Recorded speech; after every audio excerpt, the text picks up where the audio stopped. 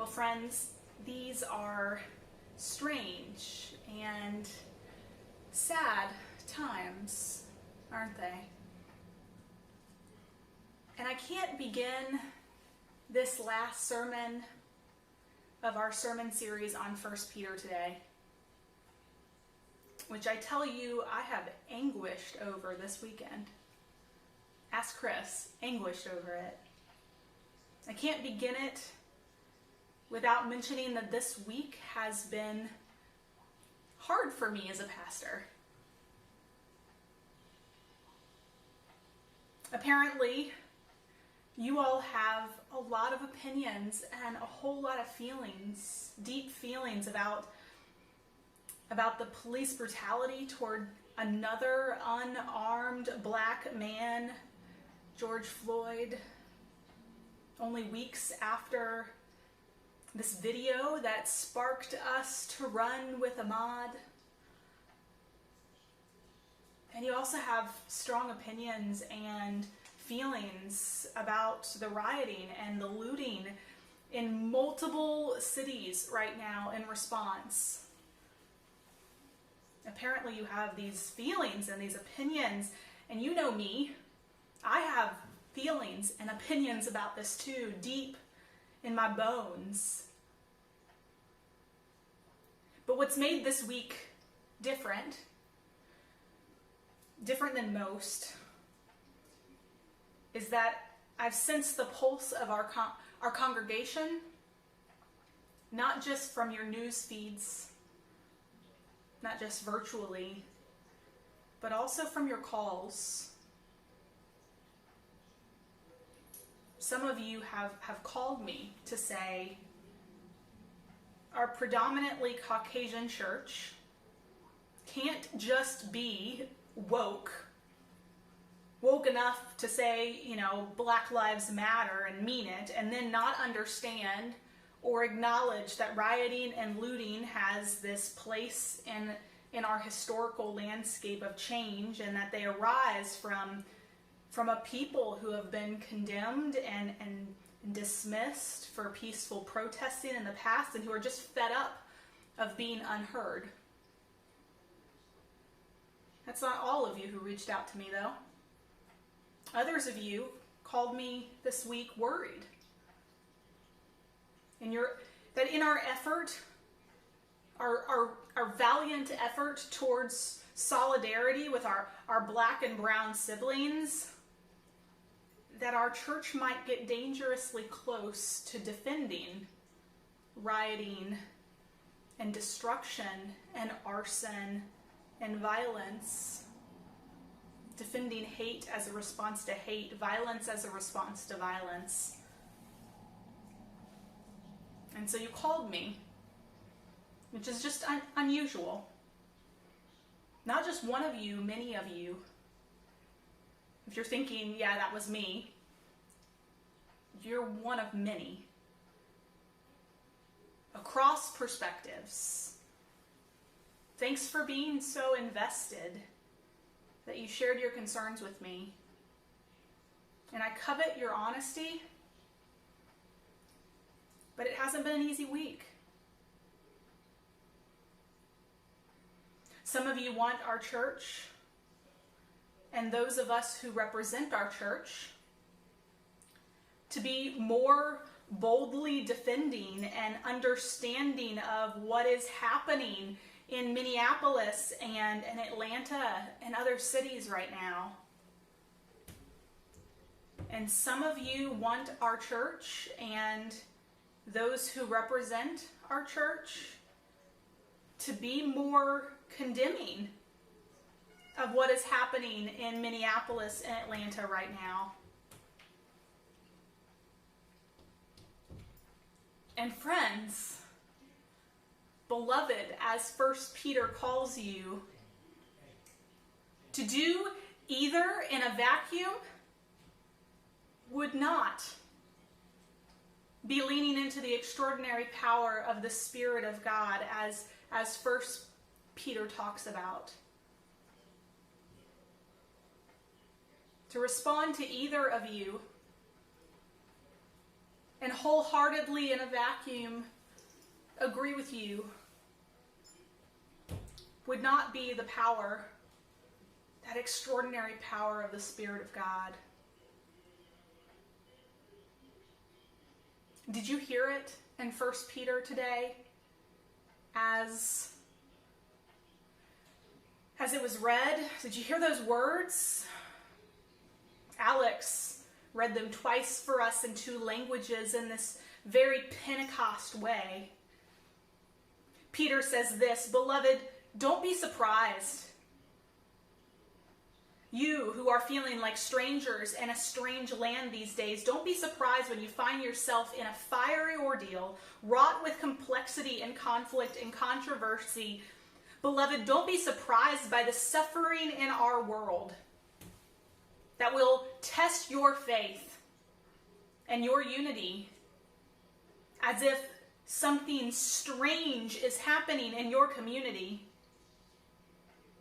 But rejoice because the Spirit of glory, the Spirit of God is resting on you and has given you this extraordinary power.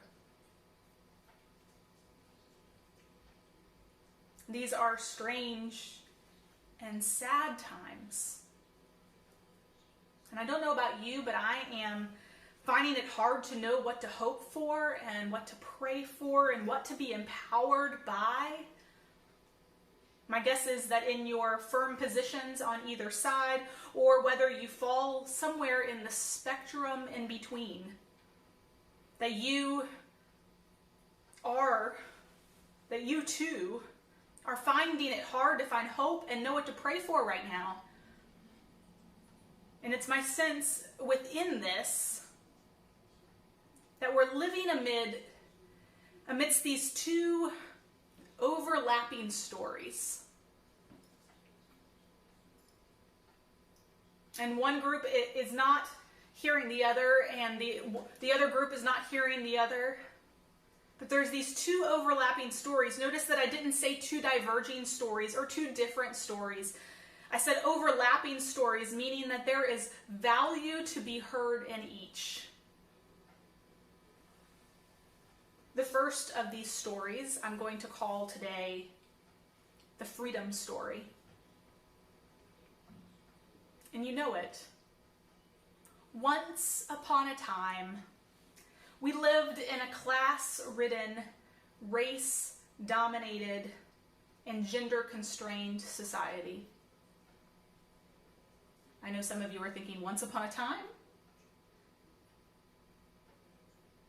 The freedom story doesn't forget or neglect that there's not still work to be done, but it does acknowledge that over time, gradually, the restrictions of power and privilege and prejudice begin to be dismantled through systems that are transformed, the systems at play that are transformed. And so in the midst of the story of freedom, a more progressive wing of Christians have tended to say that the freedom that has been obtained is not enough. That's what I hear from you all, many of you. I would venture a guess that all of you agree on this. That the freedom that has been attained is not enough, and that there is this deep need for a larger dose of freedom, a recognition of the lack of freedom amidst the Black and brown community. But the logic of the freedom story seems to assume that advances and expansions of modern government and technology and globalization and education and finance will surely get everything at some point, even someday. This freedom story, which has been the prevailing story in the West in my lifetime, has also been dealt countless blows throughout history. And so just taking account my lifetime, the social aspect of this story, by which we've assumed that the dismantling and the breaking down of all the barriers out there, like being black and brown in America, would eventually unleash this kind of creative energy and this peaceful co-flourishing. But that idea has been disfigured over the last 20 years. And I'm just speaking from my lifetime. That idea has been disfigured by particular moments, particular blows to this story of freedom. For instance, after 9/11, we were left with this eruption of xenophobia on the national and the global stage, right? This ruthless, uncompromising rejection of almost everything freedom stands for. And then Barack Obama took office. And with that beautiful first for America came this injection of horrid division and competing freedoms on the national stage, and this fire that has continued to be kindled in the age of Trump. Also, in 2008, I don't know if you remember this, but in 2008 was the global crash. And the economic aspect of this modern freedom story was fatally damaged. Finance turned from a mechanism for freedom to promote the common good to this corrupt indulgence that poisoned the public water, like literally in Flint. Globalization, it turned out, could spread viruses just as quickly as it could spread blessings. And technology that had promised to unlock and empower and educate and expand worldviews suddenly seemed to be equally capable of impoverishing and marginalizing and outsourcing and scandalizing and propagandizing. That's the freedom story.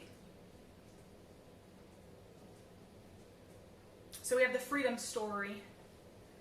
But there's the second story that overlaps that story. And it's based partly on suspicion of the freedom story.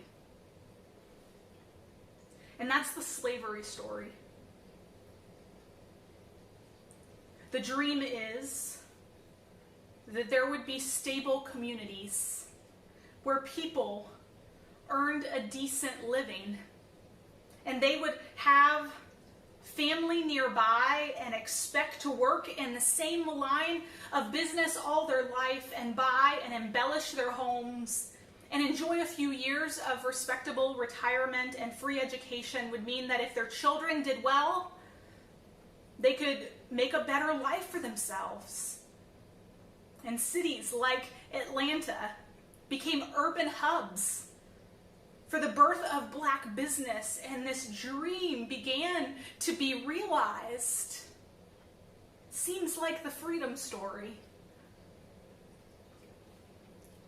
But one way or another, the building blocks of that stable life dream have been undermined through zoning laws and housing reform that wasn't really reform, and the private prison industry, and voter suppression, and food deserts, and underfunded schools, and police brutality.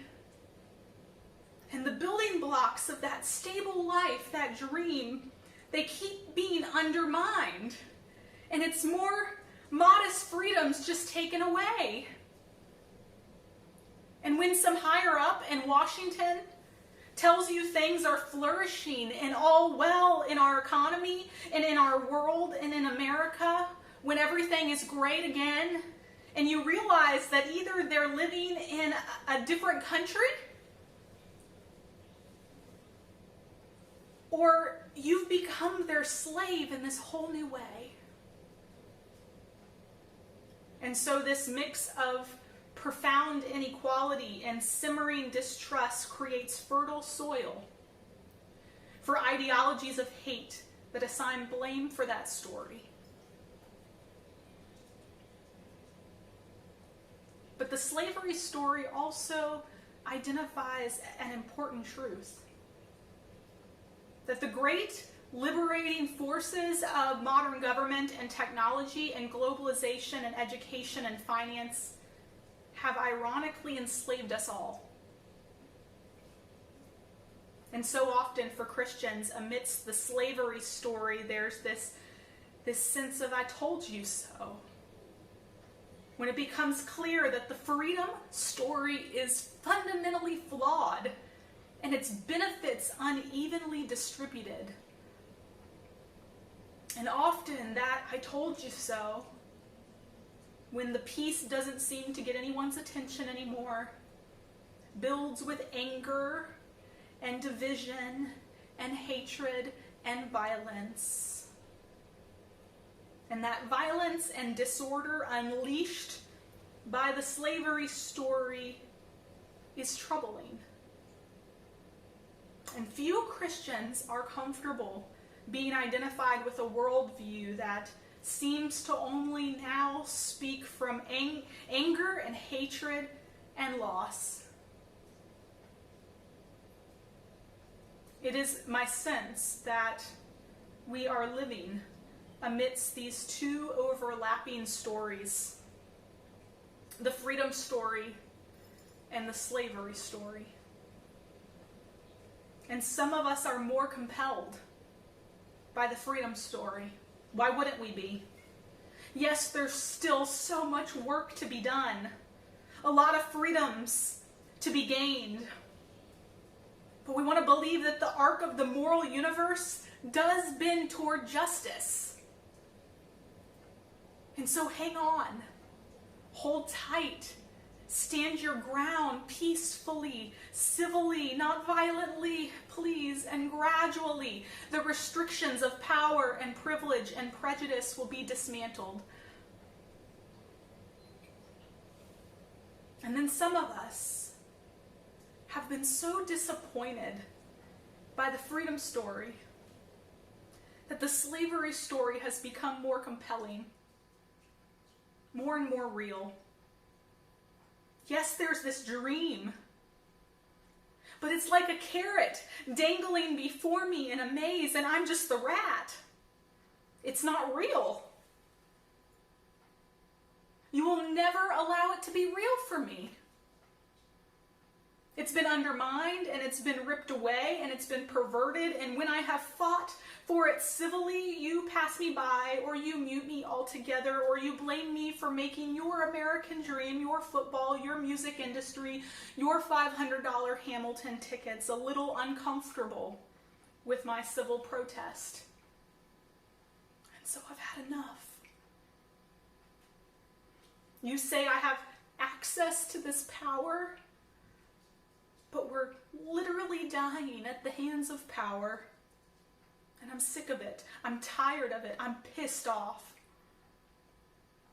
I sense that there are these two overlapping stories: the freedom story and the slavery story.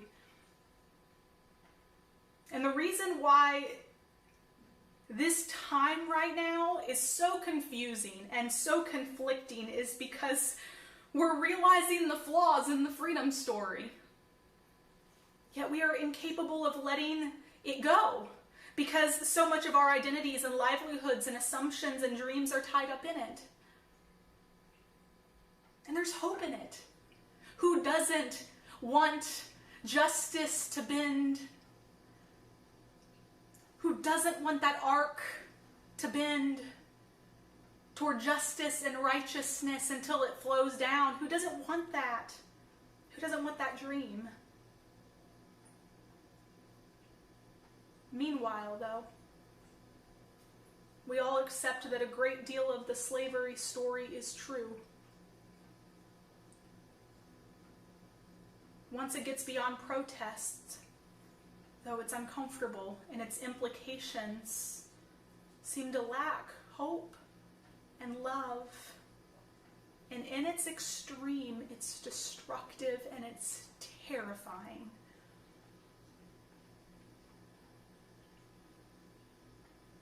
In 1 Peter, we are reminded today that left in a vacuum of their own assumptions, the freedom story and the slavery story are ultimately both false stories. Not that their own perspective is false, but neither story is of the power of the risen Christ. One story, the freedom story, says that left to ourselves, our own progress on the arc of the moral universe, we will get beyond the story and realize all our dreams finally. And the other story, the slavery story, says that left to ourselves, humanity is unredeemable. And our own brand of justice, albeit hard to defend, is the only answer now. One perhaps marked by understandable idealism, and one marked by understandable oppression and pain.